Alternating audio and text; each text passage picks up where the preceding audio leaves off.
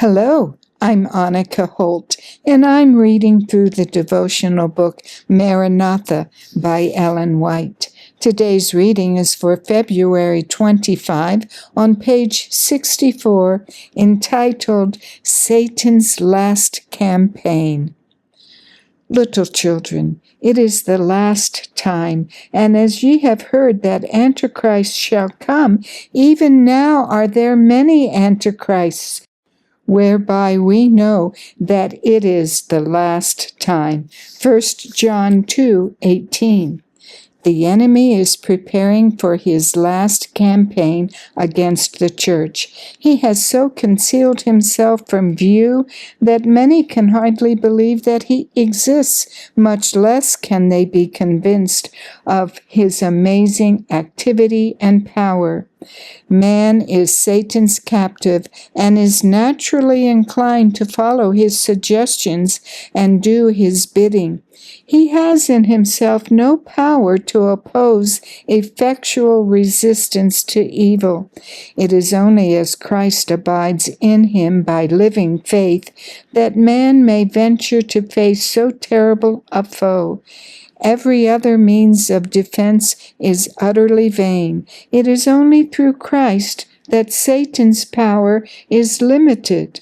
This is a momentous truth that all should understand. Satan is busy every moment, going to and fro, walking up and down in the earth, seeking whom he may devour.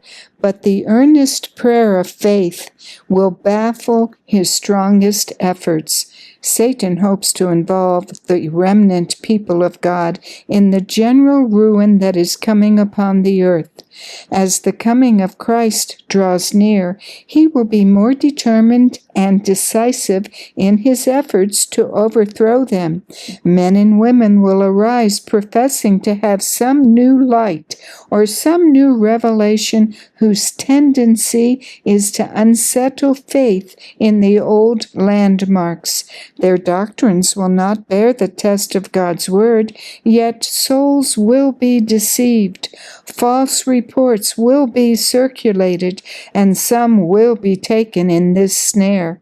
We cannot be too watchful against every form of error, for Satan is constantly seeking to draw men from the truth. Some men have no firmness of character.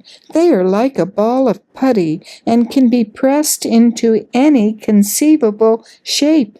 This weakness, indecision, and inefficiency must be overcome. There is an indomitableness about true Christian character which cannot be molded or subdued by adverse circumstances. Men must have moral backbone and integrity which cannot be flattered, bribed, or terrified. God has set bounds that Satan cannot pass.